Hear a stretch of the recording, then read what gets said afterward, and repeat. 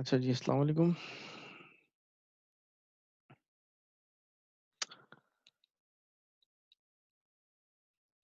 Alright so हुँ, well so अब आज जो हम पढ़ेंगे वो बेसिकली लीनियर रिग्रेशन है और so just to recall linear regression में हम करते ये थे कि मेरे पास फॉर एग्ज़ाम्पल अगर ये 10 घरों का डाटा है मेरे पास जिसमें मेरे पास हर घर का कवर्ड एरिया और उसकी प्राइस अवेलेबल है, ठीक है? अब मैंने इस ये मुझे नज़र ये आ रहा है कि चूँकि लीनियरली रिलेटेड है, तो एक तो हमने देखा था कि के नियरेस्ट नेबर के ज़रिए मैं कैसे करूँगा, ठीक है? वो मैंने तो बताया था कि हम के नियरेस्ट नेबर फॉर एग्ज़ाम्पल इस तरह कर सकते हैं कि मैं कहूँ कि लेट्स से जो भी पॉइंट आया आप उसके 3 क्लोज़ेस्ट नेबर्स देखें और उनकी प्राइसेज़ को एवरेज आउट कर लें और कहें कि ये प्राइस है इसकी। But this is not something intelligent इसलिए कि ये यानी इसमें ये असम्पशन सिर्फ़ इस हद तक महदूद है कि मैं 3 प्रॉक्सिमल नेबर्स को देखूँ। बजाए इसके कि मैं सारे डाटा को यूटिलाइज़ करते हुए और एक इस तरह की इनपुट डिस्ट्रीब्यूशन जो कि लीनियरली ग्रो कर रही है, यानी जो कि मुझे पता है कि ट्रेंड भी मुझे मुझे नज़र आ रहा है कि लीनियर है। मैं उस लीनियरिटी को नज़रअंदाज करते हुए सिर्फ़ जो क्लोज़ेस्ट नेबर्स हैं उनको देखते हुए फैसला कर लेता हूँ, ठीक है? तो इसके बजाय अब लीनियर रिग्रेशन हम करते क्या है कि बजाय इसके कि क्लोज़ेस्ट नेबर्स देखें, हम सारे के सारे पॉइंट्स को देखते हुए एक इस तरह की यूनिक लाइन फाइंड करते हैं जो कि 2 जो कि चूँकि ऑब्वियसली इट्स अ लाइन तो ये एक 2 पॉइंट से स्पेसिफाई होगी और ये लीनियर जो लाइन है जिसके 2 पैरामीटर्स होंगे वो बेसिकली हर न्यू पॉइंट को एस्टिमेट करने के काबिल होगी, ठीक है? यदि मैं एक लाइन फाइंड करूँगा या यूँ कहें 2 पैरामीटर्स फाइंड करूँगा और उसके बाद मेरे पास जो भी पॉइंट आएगा लेट्स से अगर कोई 600 मीटर मीटर पे आया तो मैं उस लाइन पे रख के देख लूँगा कि उस लाइन के जो पैरामीटर्स हैं उस पे लेट्स से अगर मेरे पास 2 पैरामीटर्स हैं एम और C Y is equal to MX plus C और मुझे एम और सी पता है जो 2 लाइन के पैरामीटर्स होते हैं तो मेरे पास एक्स की वैल्यू अगर 600 आती है तो मुझे एम भी पता है, मुझे सी पता है, मुझे एक्स इज़ इक्वल टू 600 में पुट करूँ तो मुझे वाई की वैल्यू यानी प्राइस की वैल्यू पता चल जाएगी। ठीक है, सो ये गेम है जो हम खेलेंगे और इसमें हमारे पास बुनियादी मकसद ये होगा कि मैं पहले तो उस लाइन के पैरामीटर्स को फाइंड करूँ और जब मुझे वो पता चल जाए तो फिर मैं सिंपल सी स्टोरी ये होगी कि मैं उस लाइन पे किसी भी एक पॉइंट की वैल्यू रखूँगा, यानी ए और बी मुझे 2 पैरामीटर्स चाहिए होंगे, वो मैंने पता चला लिए 10 अपने जो इनपुट ट्रेनिंग सेट है, यानी 10 पॉइंट्स को देखते हुए। मुझे ए और बी की वैल्यू पता चल गई, फिर मेरे पास कोई भी सैंपल आया, मैं उसकी एक्स की वैल्यू रखूँगा और मुझे उसकी प्राइस पता चल जाएगी, ठीक है? सो ये गेम है जो कि हम खेलेंगे और इस गेम को खेलने का मकसद ये है कि मैं ए और बी इन दोनों पैरामीटर्स की वैल्यू फाइंड कर सकूँ using all of these 10 points in my training set, ठीक है? अच्छा अब सो ये गेम हमने खेलनी कैसे है, ठीक है? सो उससे ही पहले तो मैं ये आ जाऊँ कि 10 पॉइंट्स तो छोड़ें, अगर आपके पास 2 पॉइंट्स हैं, तो आप उन दोनों पॉइंट्स के दरमियान लाइन कैसे फाइंड करते हैं, ठीक है? यानी कि अगर मैट्रिक याद हो तो हम करते ये थे कि मैट्रिक में जब थे तो हमारे पास लाइन होती थी mx प्लस सी। m और c 2 पैरामीटर्स होते थे और आपने रट्टा ये लगाया होगा कि भाई y2 minus y1 over x2 minus x1 is m और m की वैल्यू यानी 2 पॉइंट्स हैं, उन दोनों में आपके पास x1 2 है, y1 भी 2 है और x2 8 है और y2 है 5, ठीक है? सो y2 और x1 की वैल्यूज़ आपके पास पता है, बस दस्ती पुट करो और m की वैल्यू निकालो और उसके बाद m की वैल्यू आपके पास आ जाए तो उसको इधर पुट करके कोई सी भी x की वैल्यू अगर आपके पास गिवन हो, लेट्स से 4 हो, तो 4 की वैल्यू इधर डालो, m की वैल्यू इधर आई हुई है। अच्छा, c की वैल्यू आपकी मतलब सबसे पहले तो c की वैल्यू कैसे निकालनी कैसे है? वो जो आपके पास m की वैल्यू आई है इस फॉर्मूले से, वो आप इधर डालें और x और f ऑफ x की कोई से भी पॉइंट इन दोनों में से चूज़ कर लें। सो अगर आप ये वाला पॉइंट चूज़ करते हैं तो x की वैल्यू 2 और उसके अगेंस्ट f ऑफ x यानी y की वैल्यू है 2। सो 2 इज़ इक्वल टू m यानी जो भी इधर से वैल्यू आई है मल्टीप्लाई बाय 2 प्लस c, ठीक है? सो c इस तरह करके आप निकाल लें, ठीक है? अब एक दफ़ा आपने एम और सी भी निकाल लिया तो फिर क्या करेंगे? वेल तो आपके पास एक्स की कोई भी वैल्यू है, let's say x is equal to 4, आपके पास एम और सी की वैल्यूज़ पता है, तो आप एक्स की वैल्यू को 4 पुट करें और जो भी वाई की वैल्यू निकाल लें, ठीक है? सो ये तो सिंपल सी स्टोरी है 2 पॉइंट्स के लिए, ठीक है? जो कि आपने मैट्रिक में भी मैट्रिक या एफएससी में भी देखी हुई है। अच्छा, अब इसी स्टोरी को ना मैं ज़रा थोड़े कॉम्प्लेक्स स्ट्रक्चर में बताने लगा हूँ, ठीक है? यानी ये फ़ॉर्मूला कहाँ से आया, अब मैं इसको एक्सप्लेन करने लगा हूँ, ठीक है? अच्छा, अब मैं और मैं इसका व्यू पॉइंट थोड़ा चेंज करता हूँ। अब मैं कहता हूँ कि मेरे पास एक इक्वेशन है, y is equal to mx plus c। इस इक्वेशन में 2 अननोन्स हैं, m और c। अब मैं आपसे करता यूँ कि अगर आपको याद हो लीनियर अलजेब्रा का कोर्स, 2 अननोन्स के लिए आपको 2 इक्वेशंस आई हैं। वो 2 इक्वेशंस कैसे बनेगी? वेल, पहली इक्वेशन आप पहले पॉइंट से बनाएँगे और दूसरी इक्वेशन आप दूसरे पॉइंट से बनाएँगे। पहली पॉइंट में आपको पता है कि x is 2 and y is 2, ठीक है? तो y is equal to mx plus c होता है, तो y भी 2 है, x भी 2 है और m और c आपने वैसे रहने दिए। दूसरे पॉइंट में x 8 है और y है 5, तो 5 is equal to 8 asterisk m plus c, ये दूसरी इक्वेशन बन गई। अब आपके पास 2 इक्वेशंस हैं, 2 अननोन्स हैं, साइमल्टेनियसली सॉल्व कर लें, ठीक है?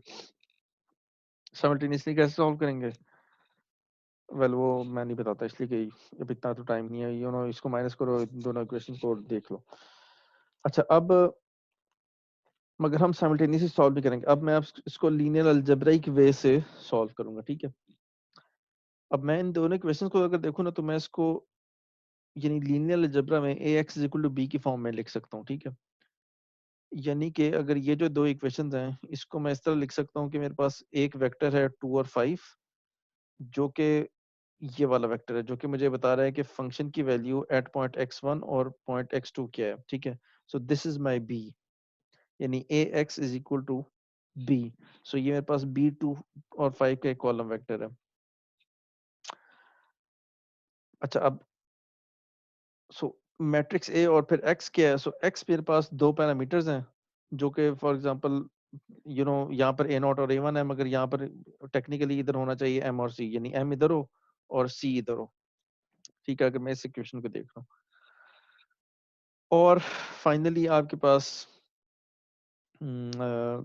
ये जो मैट्रिक्स है, यानी मैट्रिक्स A, वो कैसे आएगी? वेल वो होगी, यानी इस केस में 2 1 8 और 1, ठीक है? यानी एक स्क्वायर मैट्रिक्स है 2 1 8 और 1, अगर आप उसको मल्टीप्लाई करें m और c से, यानी एक कॉलम वेक्टर m और c से, तो आपके पास एक और कॉलम वेक्टर आ जाएगा 2 और 5, ठीक है? सो अच्छा, अब ये m और c की बजाय अगर मैं m और c को मैं अगर भूल जाऊं और मैं इसको यूँ लिखूं कि c बेसिकली a0 है और m यहाँ पर a1 है, ठीक है? इसको यूँ इमेजिन कर लें तो ये ज़्यादा आसान है। तो अब आप उसको सेम जो स्टोरी थी, 2 5 column vector is equal to एक स्क्वायर मैट्रिक्स जिसमें 2 1 8 और 1 पड़ा है, that multiply by a column vector of m और c। वो बेसिकली मैं इसको अगर इस ये मतलब ये वेरिएबल चेंज करूं और c के बजाय मैं a0 और m के बजाय मैं a1 लिखूं, तो अब मैं सेम स्टोरी को मैं इस तरह लिख सकता हूं कि अगर मेरे पास 2 पॉइंट्स हैं, तो मेरे पास होगा ये कि you know 1 multiplied by a naught plus a1 multiplied by x1, ठीक है, is equal to f of x1, ठीक है? सो यही इक्वेशन है, एक पॉइंट के लिए ये आ जाएगी, दूसरे पॉइंट के लिए क्या आएगी? a naught multiplied by 1 plus a1 multiplied by x2 is equal to f of x2, ठीक है? इसी का ये दूसरे पॉइंट के लिए आ जाएगी, बिल्कुल इस तरह जिस तरह हमने ये दूसरे पॉइंट के लिए ये इक्वेशन, पहले पॉइंट के लिए ये इक्वेशन बनाई, ठीक है? गोल क्या है हमारे पास? गोल ये कि मैंने ये वाला वेक्टर निकालना है, या यूं कहें मैंने m और c, यानी ये वेक्टर, वो वाला वेक्टर निकालना है, ठीक है? और अगर अगर आप A X is equal to B है, तो आपके पास यू नो एक्स की वैल्यू क्या आएगी? Simply put A inverse B, यानी आपके पास ये जो मैट्रिक्स है इसका inverse multiply by this vector. तो ये आपके पास ये दोनों ए नॉट और ए वन पैरामीटर्स आ जाएंगे, सही है? सो या इस केस में आप यूं कहें कि सी और एम आपके पास आ जाएंगे। और ये आप ये जो राइट हैंड साइड पे इक्वेशन है, आपके आपके पास इसकी सारी चीजें पता है, आपको x1 भी पता है, आपको x2 भी पता है, यानी कि आपको ये भी पता है कि x1 is 2, sorry x1 is 2 और x2 is 8, और आपको एफ एफ एक्स वन यानी फंक्शन की वैल्यू x1 और x2 पे क्या है वो भी पता है, which is function of x1 पे वैल्यू क्या है 2, और फंक्शन की वैल्यू x2 पे क्या है यानी 8 पे क्या है 5। ठीक है, यानी 8 पे 5 है और 2 पे 2 है। ठीक है, सो आपके पास x1 x2 और f of x1 f of x2 आपके पास नोन है। बस आपने ये इक्वेशन सॉल्व करनी है और आपके पास c और m की वैल्यूज आ जाएगी। ठीक है, सो ये बेसिकली यूं कहें कि मैंने 3 मेथड्स बताए हैं सिर्फ और सिर्फ ये निकालने, यानी m और c कैसे निकालनी है इसके। ये जो तीसरा मेथड बताया है ना, जो कि आपको सबसे ज्यादा मुश्किल लग रहा होगा, सबसे ज्यादा इंपॉर्टेंट यही है, इसलिए कि हम इंटरनली यानी जो भी इम्प्लीमेंटेशन करते हैं, यानी लाइब्रेरीज में जो आप देखते हैं वो इसी चीज की इम्प्लीमेंटेशन हो रही होती है। ठीक है, यानी ऑब्वियसली साइमल्टेनियसली सॉल्व मतलब कोई फार्मूले रट लेना ये कोई अच्छी बात तो नहीं है, मतलब आप ऑल दो इसको यूज कर सकते हैं, मगर ये कि अगर मैं आपको कहूँ कि लेट्स से ये लाइन नहीं है प्लेन है, तो फिर क्या करेंगे आप, फिर स्लोप ऑफ प्लेन किस तरह निकालेंगे। तो अब उसका भी फार्मूला या तो रटें, तो वो मतलब हमें किस तरह का एलिगेंट मेथड यूज करेंगे जो जिसको हमने इधर सॉल्व किया है।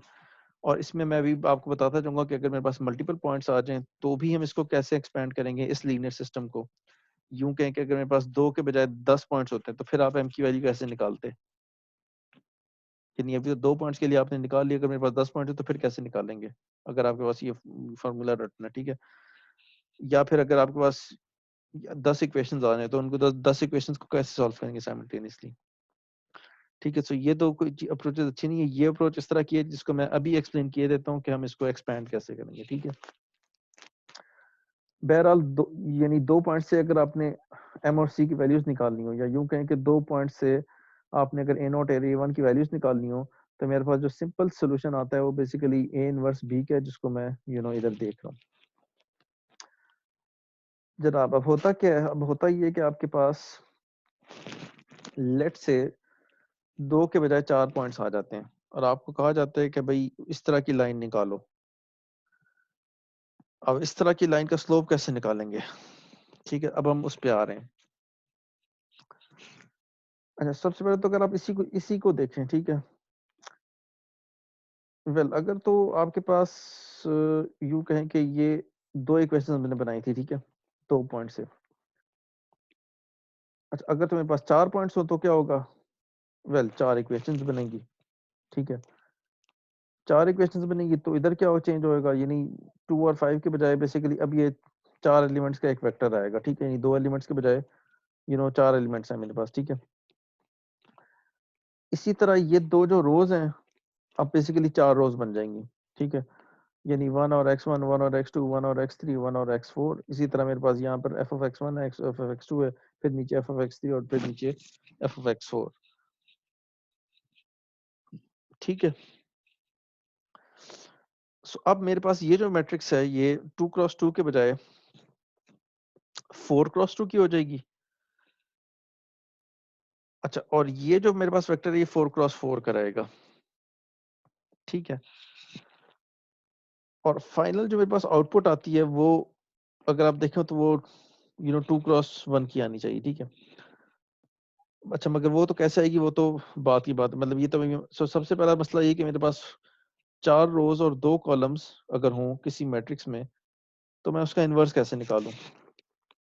ठीक है, अच्छा सो अब हम आ जाते हैं, यानी अगर मेरे पास इस तरह की मैट्रिक्स हो जिसकी 4 रोज हों और 2 कॉलम्स हों, यानी इसमें m ग्रेटर देन n हो, तो हम उसका इन्वर्स कैसे निकालते हैं। ठीक है, अगर मेरे पास मैट्रिक्स A है। अच्छा सो ये कहलाता है लेफ्ट इन्वर्स। ठीक है, अच्छा इसका इतना बड़ा फार्मूला वैसे अगर आपने याद लीनियर अलजेब्रा का कोर्स पढ़ा हो तो मैं शर्तिया कहता हूँ कि ये मतलब ये आपने निकाला होगा। ठीक है, अब ये मगर मैं अगर वो नहीं भी पढ़ा ना तो मैं उसको डेरिवेट करा दूँ, यानी मैं ये बताता हूँ कि ये निकल यानी ये फार्मूला कैसे है, यानी लेफ्ट इनवर्स के होता क्या और ये क्यों निकालते हैं। जनाब सबसे पहले तो बड़ा मसला ये कि मैंने ये बताया था कि ये जो मैट्रिक्स है ये 4x2 की है। ठीक है, और जो इनवर्स है एटलीस्ट यूनिक इनवर्स सिर्फ स्क्वायर मैट्रिक्स एग्जिस्ट करता है। यानी या तो इस मैट्रिक्स को 2x2 होना चाहिए, या 4x4 होना चाहिए, 3x3 होना चाहिए। यानी अगर को इस तरह की मैट्रिक्स है जो कि रेक्टेंगुलर मैट्रिक्स है, जिसकी नंबर ऑफ रोज ज्यादा है, नंबर ऑफ कॉलम ज्यादा है, तो फिर उसका जो इन्वर्स है वो इन सम सेंस यूनिक नहीं रहता। बल्कि उससे भी बड़ी बात है कि हमने इवन चलो यूनिक ना निकालें कैसे, यानी सबसे पहला बड़ा मसला तो ये है। ठीक है, अच्छा, तो अब हम इसको ना जरा मॉडिफाई करके लिख देते हैं कि ये let's say c is equal to A inverse b था, यानी ये मेरे पास ये जो मैट्रिक्स थी ये सी थी। लेट्स से अगर मैं 2 पॉइंट्स की बात करूं, ठीक है, ये मेरे पास मैट्रिक्स ए है और ये मेरे पास मैट्रिक्स बी है। ठीक है, so C is equal to A inverse B. ठीक है, या इसको यानी हमने ओरिजिनल फॉर्म में इसको कैसे लिखा था, हमने ओरिजिनल फॉर्म में लिखा था कि भाई you know c is equal to A inverse b के बजाय क्यों कि a C is equal to B. ठीक है, यानी ये मैट्रिक्स ए थी मेरे पास कि जिसमें मेरे पास हर रो पे डिफरेंट पॉइंट्स के x1 के कोऑर्डिनेट्स आते थे, और फिर मेरे पास एक 2x1 का एक वेक्टर होता था जिसको मैं कहता था कि दिस इज सी, और फिर मेरे पास एक वेक्टर होता था आउटपुट फंक्शन की आउटपुट वैल्यूज का जिसको मैं कहता था this is vector B. So A C is equal to B. ठीक है, जिससे मैंने निकाला है कि C should be equal to A inverse B. So अगर मैं देखूं तो ए सी इज बी। ठीक है, ये तो मैंने वैसे की वैसे लिख दिया। अच्छा, अब अगर तो मेरे पास ये वाला सिस्टम है कि जहां पर मेरे पास 4 पॉइंट्स हैं, तो मैट्रिक्स ए का साइज होगा 4x2। ठीक है, यानी 4 रोज होंगी, 2 कॉलम्स होंगे। जो मैट्रिक्स बी होगा उसका साइज होगा 4x1। ठीक है, और सी का साइज टेक्निकली होना चाहिए 2x1। ठीक है, अब अब वो हम देखते हैं कि अब हम इसको कैसे क्या करेंगे। अच्छा, अब अगर तो मैं सिंपल सा ये करूं कि ए इनवर्स इधर निकालूं और उसको बी से मल्टीप्लाई करूं, तो 4x2 का तो इनवर्स एग्जिस्ट ही नहीं करता यूनिकली। ठीक है, अब मैं करता क्योंकि मैं दोनों साइड्स को ना ए सी इज इक्वल टू बी में से लेफ्ट हैंड साइड और राइट हैंड साइड दोनों को ए ट्रांसपोज से मल्टीप्लाई कर देता हूँ, प्री मल्टीप्लाई। ठीक है,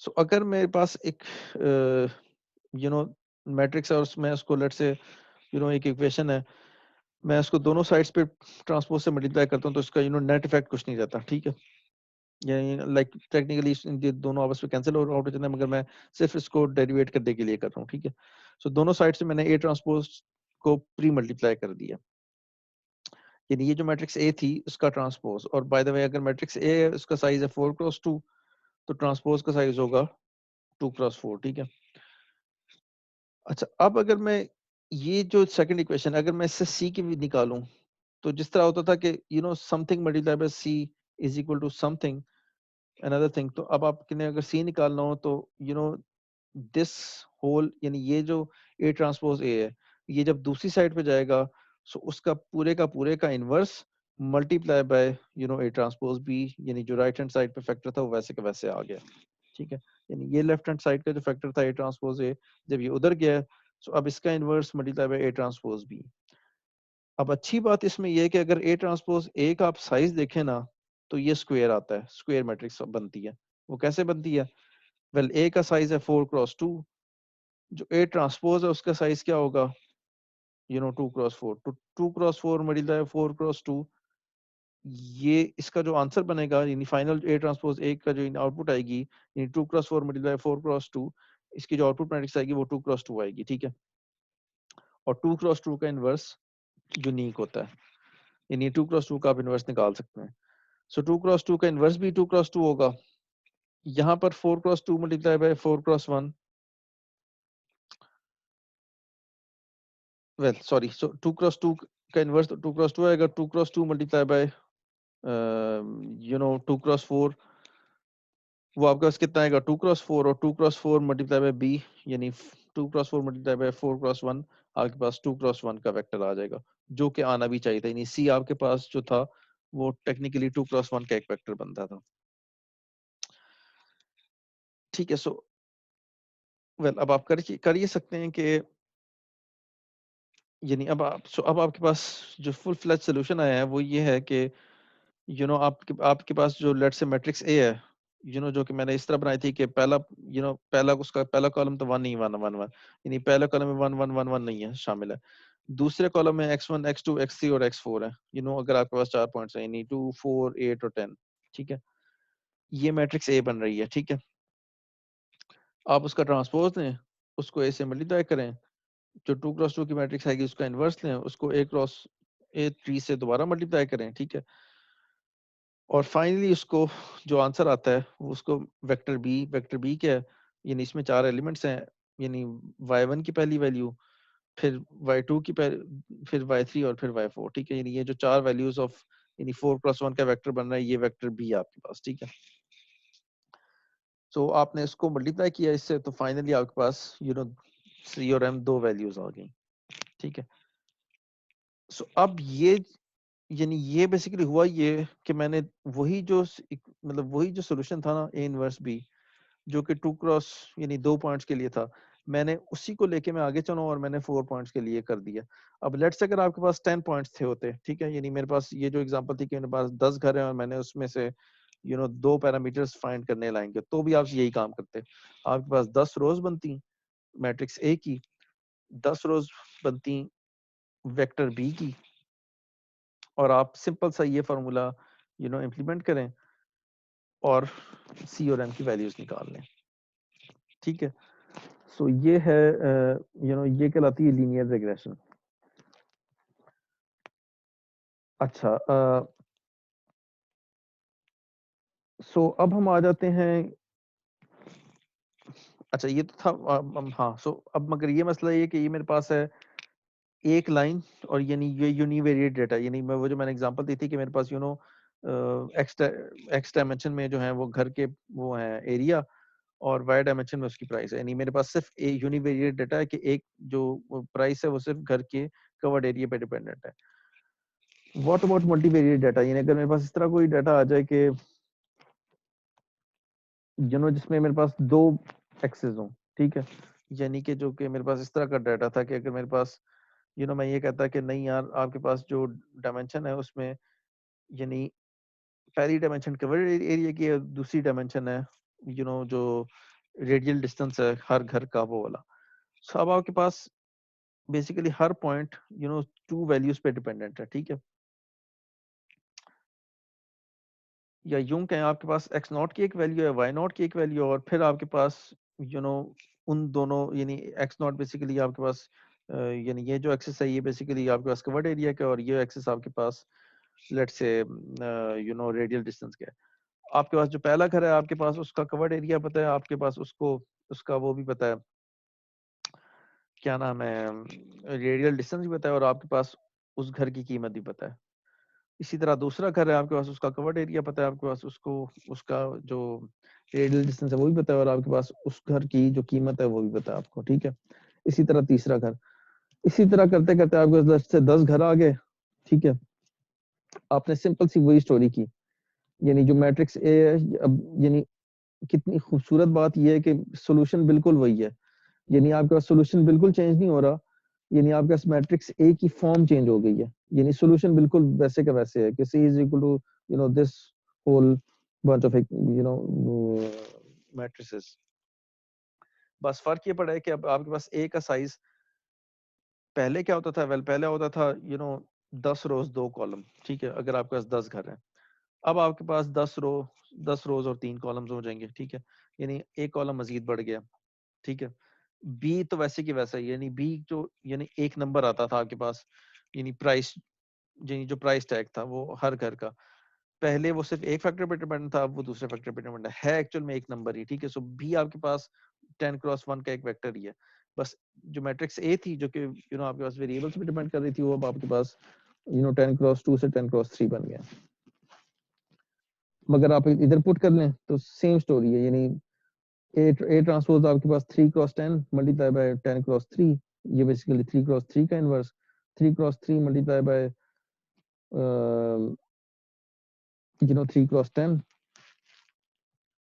which should be equal to 3 cross 10 multi, और ये 3 cross 10 multiply by 10 cross 1 3 cross 1, और 3 क्रॉस 1 से मुराद ये कि अब आपके पास 3 फैक्टर्स आएंगे। यहाँ पर आपके पास 2 फैक्टर्स आते थे सी और एम, यहाँ पर अब आपके पास 3 फैक्टर्स आ रहे हैं। अच्छा, अब 3 फैक्टर्स आ रहे हैं तो ये 3 फैक्टर्स क्या बताते हैं? वेल, ये 3 फैक्टर्स आपके पास बताते हैं, पहले मेरे पास सिंपल ये वाले 2 फैक्टर्स थे, ठीक है, जो कि मुझे ये कहता था कि some scalar plus some other scalar multiply by x. ठीक है, यानी कि some scalar plus some other scalar multiply by x. ठीक है, अब क्या है, वेल अब मेरे पास ये लाइन नहीं रही, अब ये मेरे पास प्लेन बन गया, यानी अब मेरे पास दूसरे वेरिएबल्स भी मल्टीप्लाई हो रहा है विद सम अदर स्केलर, और वो अदर स्केलर बेसिकली यहाँ से आ रहा है, यानी अब मेरे पास तीन स्केलर्स हैं और ये बेसिकली पहला स्केलर कांस्टेंट है, दूसरा स्केलर एक्स से मल्टीप्लाई हो रहा है, तीसरा स्केलर वाई से मल्टीप्लाई हो रहा है। ठीक है, अब इन तीन की आपके पास वैल्यूज आ जाएंगी, और इन तीन वैल्यूज को अगर आप चाहें तो आप बकायदा प्लॉट करके देख सकते हैं। सो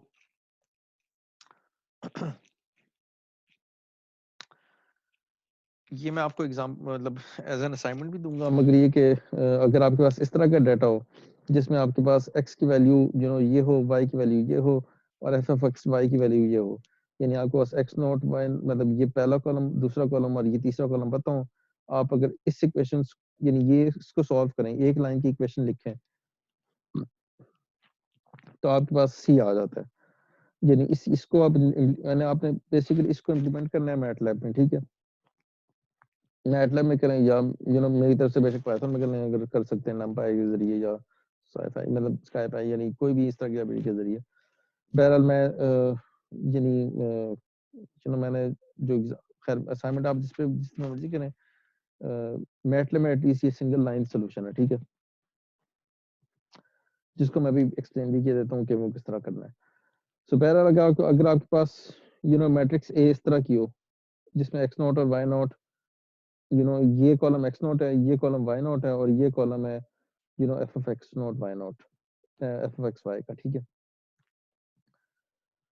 तो अगर आप वेक्टर भी ये हो मैट्रिक्स से आप इससे बनाएं, तो सी आपके पास जो तीन वैल्यूज आती हैं अगर आप उनको प्लॉट करें तो इस तरह का प्लॉट बनता है, यानी ये बेसिकली अब आपके पास प्लेन बन रहा है, जिसमें अगर आप देखें तो सारे के सारे पॉइंट्स, अब ये 2D व्यू में कर रहा हूँ, मगर ये आपने अगर जनरेट करना हो तो मैटलैब में इसको जनरेट भी किया जा सकता है। सो अब मैं आ जाता हूँ उस मैटलैब की एग्जांपल में जो कि जिसमें ये काम किया गया है, यानी जिसमें बेसिकली तीन पैरामीटर्स होंगे। वेल अगर आप देखना, सो इंटरप्रिटेशन ये है कि अगर आप a2 की वैल्यू को चेंज करेंगे तो आपके पास ये जो प्लेन है ये ऊपर नीचे मूव होगा, यानी इसकी अक्रॉस y। जो a1 होगा वो यू नो अच्छा, प्लेन के ना दो स्लोप्स होते हैं, एक अक्रॉस x और एक अक्रॉस y, यानी यूं कहें कि आप प्लेन को ना दो तरीकों से रोटेट कर सकते हैं, एक अलोंग x एक्सिस से रोटेट कर सकते हैं और दूसरा अलोंग y एक्सिस से रोटेट कर सकते हैं। ठीक है, सो ये जो प्लेन आता है बेसिकली उसकी उसकी ये वाली विजुअलाइजेशन है। अच्छा, ये कैसे आया है, सो अब हम इसको देख लेते हैं कि इसको इम्प्लीमेंट कैसे करना है। अच्छा, ये लैब को भी मैं कवर कर रहा हूँ, सो लैब में हम इस तरह कर सकते हैं कि